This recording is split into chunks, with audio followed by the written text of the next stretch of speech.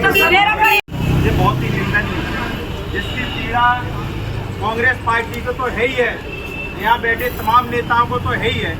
आम जन जो किसान मजदूर जो इस शहर और आसपास के एरिया में निवास करता है, निश्चित तौर पे जब वो आपकी पीड़ा को मोबाइल के माध्यम से, सोशल मीडिया के माध्यम से, अखबार के माध्यम से, टीवी के माध्यम से पढ़ता है, तो निश्चित तौर पे उसके दिल में भी उतनी पीड़ा होती है जितनी पीड़ा आप लोगों को है। आज रिदौली के लोगों के साथ ये घटना घटी, दमंगियाई के कारण, प्रशासन की तानाशाह की नीति के कारण वहाँ के और पटवारी ने गरीब किसान मजदूर के व्यक्ति का घर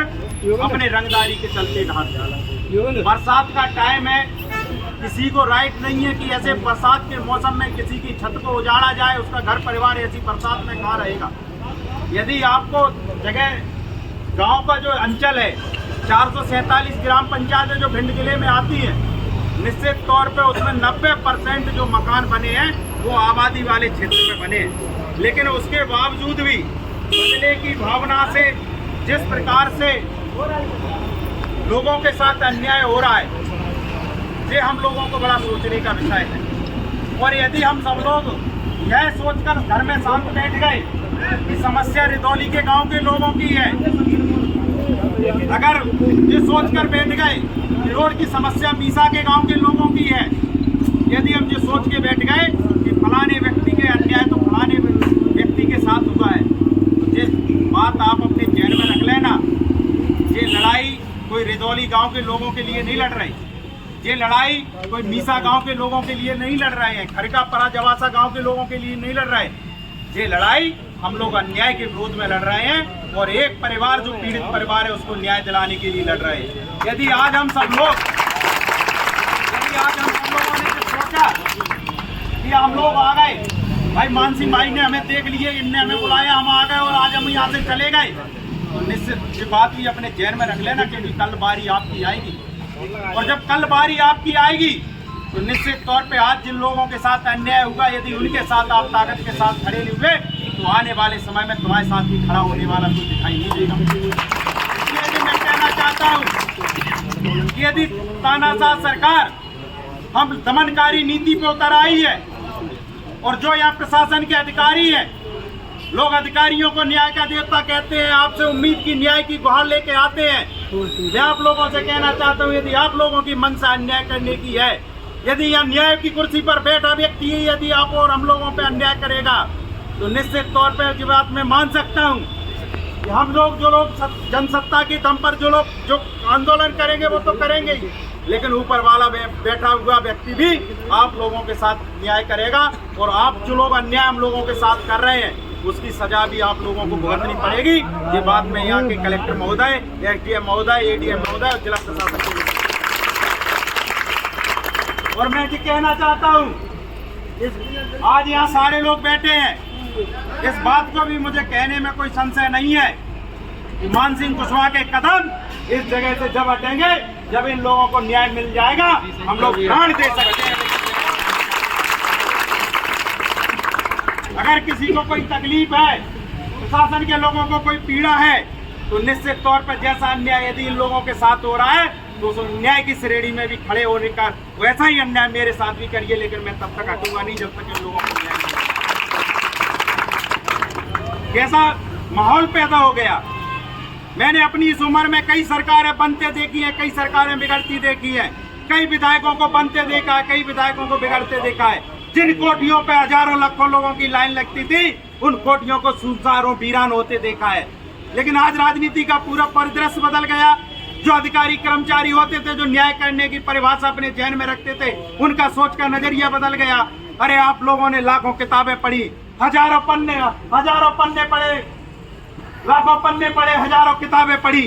तब आप इस कुर्सी पर पहुंचे और आपने उस दिन संविधान को साक्षी मानकर कहा था कि हम लोगों के साथ न्याय करेंगे। आज उसी संविधान के जो आपने कसम खाई उसी की धज्जियां उड़ा रहे हो। आप न्याय करने की कसम खाते हो और अन्याय करने पर उतारू हो गए हो। इसलिए मैं आप लोगों से कहना चाहता हूँ कि ये मत सोचना कि हम यहाँ पीठ दे हुए आप लोगों की तरफ से बैठे। हम लोगों को तब तक यहाँ से नहीं हटना है जब तक यहाँ बैठे हुए लोगों को न्याय नहीं मिल जाता। चाहे शाम हो जाए, चाहे रात हो जाए, आप लोगों की जो व्यवस्थाएं होंगी भोजन की, पानी की, जितनी छोटी मोटी मेरी हैसियत हस्ती है वो मैं करूंगा, लेकिन तब तक यहाँ से कदम नहीं हटाऊंगा जब तक इन लोगों को अगर एक रात, 2 रात, 10 रात यदि हमें यहाँ बितानी पड़े तो बिताने में पीछे नहीं हटेंगे, क्योंकि आज यदि आप संघर्ष में साथी बने रहे तो कई रातें जो ऐसी आएंगी जिन्हें आप लोग सुख चैन से सो सकते हो। आपके खिलाफ कोई अन्याय करने से पहले 100 बार सोचेगा। जो महापुरुषों ने कहा है, इस देश और दुनिया में अन्याय करने वाला दोषी कम है, अन्याय सहने वाला दोषी ज्यादा है। यदि आप लोगों ने अन्याय सहने की परपाटी पाली तो ये बात मान लेना, यह बात यही थमने वाली नहीं है, यही बात यहाँ रुकने वाली नहीं है। कई अन्याय का सिलसिला और बड़े स्तर पर बढ़ेगा। इसलिए मैं आप लोगों से कहना चाहता हूँ, यदि आप लोगों के साथ खिलाफ कोई अन्याय करे तो ईंट का जवाब पत्थर से देना, प्राणों की चिंता नहीं करना। जब इन सब होगा तभी हमारी आगे होगी, तो हमें कोई बचाने वाला भी नहीं है। इसलिए मैं आप लोगों से कहना चाहता हूँ कि आज यह न्याय की लड़ाई है और इस न्याय की लड़ाई में आप सब लोगों का साथ होना हमारी ताकत है। आप सब लोग बिल्कुल दृढ़ संकल्पित होकर तब तक यहाँ से चिकने का नाम नहीं लेना जब तक यहाँ कलेक्टर साहब हम लोगों को जो हमारी मांगे हैं उस पर न्यायिक रूप से हम लोगों को आश्वासन नहीं दे देते, उन बातों को नहीं मान लेते, तब तक हम लोग यहाँ हटने वाले नहीं है। अभी हम लोग सूक्ष्म सूचना में आए थे, तैयारी हमारी यहाँ 11 बजे की केवल ज्ञापन की थी, लोगों को सूचनाएं भी नहीं है। यदि हम सब लोग यहाँ बैठे रहे तो ये सिलसिला थमेगा नहीं। हजारों और लाखों की संख्या में आए लोग, आपके भाई, आपके मित्र, आपके परिवार के लोग, आपके शुभचिंतक यहाँ लाखों की संख्या में आपकी लड़ाई लड़ने के लिए आएंगे। इस बात का मैं आप लोगों को विश्वास दिलाता हूँ। इन शब्दों के साथ भाई सब मेरे को आ जाने देना, थोड़ा नदी दूर आप इधर साइड में जाओ, आप बेहतर है अपने हालांकि हमारा दोनों गांव की समस्या को लेकर है। हालांकि क्योंकि मामला जैसे ही आपके संज्ञान में आया तो आपने उस पर तात्कालिक काफ़ी कार्रवाई करते हुए वहाँ पटवारी को निलंबन जैसी कार्रवाई करने का भी काम किया। लेकिन हमारी मंशा थी कि पहले 11 बजे का ज्ञापन था, लेकिन आज वहाँ पर लोगों ने षड्यंत्र करके गोली चला दी। इसके चक्कर में 11 बजे ज्ञापन नहीं दे पाए, इस वजह से विलम्ब किया। लेकिन जो सरपंच था वहाँ, जिसके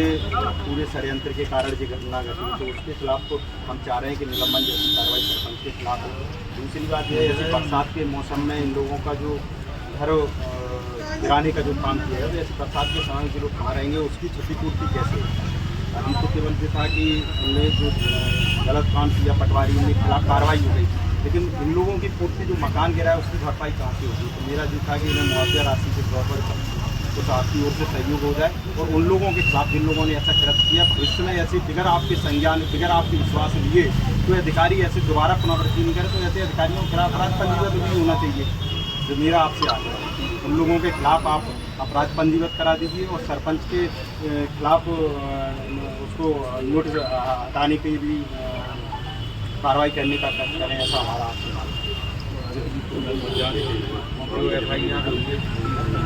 और जो वाउचर वाली भूमि तो इन लोगों के खिलाफ कार्रवाई उस टाइम आपने कहा दी कि हम तो ज़िले में जहाँ पता चल रही, इन लोगों ने भी शिकायतें आपको की,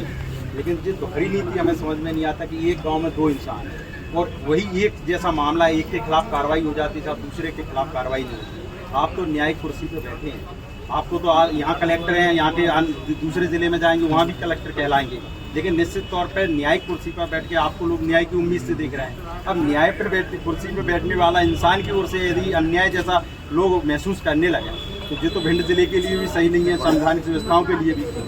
हम लोगों को उम्मीद है कि निश्चित तौर पर जो हमने लिख के जो समस्या आपको अवगत करा रहे हैं तो 7 दिवस में आपके माध्यम से इन सब पर कार्रवाई और सब चीज़ें हो जाएंगी। अपनी कांग्रेस पार्टी और समुचित पीड़ित परिवार के साथ खड़े होकर हमें यहाँ इन लोगों के लिए संघर्ष करना पड़ेगा, जन आंदोलन करना पड़ेगा, जो हम लोग कर सकते हैं विपक्ष में बैठ के। हम लोग राजनीतिक प्रतिद्वंदी हैं किसी भी राजनीतिक, लेकिन हम व्यक्तिगत प्रतिद्वंदी किसी के हैं नहीं, लेकिन आपकी ओर से भी हम सकारात्मक रूप से सहयोग चाहते हैं कि आपकी तरफ से भी हमें सकारात्मक रूप से सहयोग मिले, इन लोगों को न्याय मिले और मुझे उम्मीद है कि आप न्याय करेंगे। और आज इन लोगों के खिलाफ हालांकि हमने एसपी साहब से आग्रह किया है कि उन लोगों ने झूठा षड्यंत्र, जैसे उन्हें पता चला कि हम आपके पास आ रहे हैं, आपने पहली कार्रवाई कर दी तो उन्हें लगा कि दोबारा हम लोगों के खिलाफ, सरपंच के खिलाफ उन लोगों के खिलाफ अपराध पंजीबद्ध जैसी कार्रवाई नहीं हो, तो उन्होंने घर पर आकर गोलियाँ चलाई और अपनी एक व्यक्ति को गोली दे दी। तो हमने उनसे भी आग्रह किया है कि आप निष्पक्ष उसकी जाँच कराइए, उसके बाद आप अगर दोषियों में ला के खड़ा कर दूँगा, कोई वो नहीं है, उसके बाद आप अपराध पंजीबद्ध करिए। आपसे जो उम्मीद है कि सरपंच के खिलाफ कार्रवाई हो जाए, सरपंच के खिलाफ कार्रवाई हो जाए और इन लोगों को मुआवजा राशि के लिए जो टूटा है प्रधानमंत्री आवास के माध्यम से किसी न किसी माध्यम से आवास इन्हें आवास मुहैया करा दिया।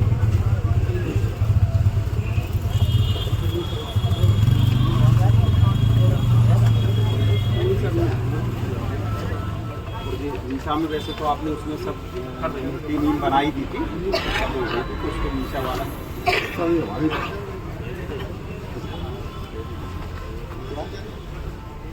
ठीक है सर, ठीक है।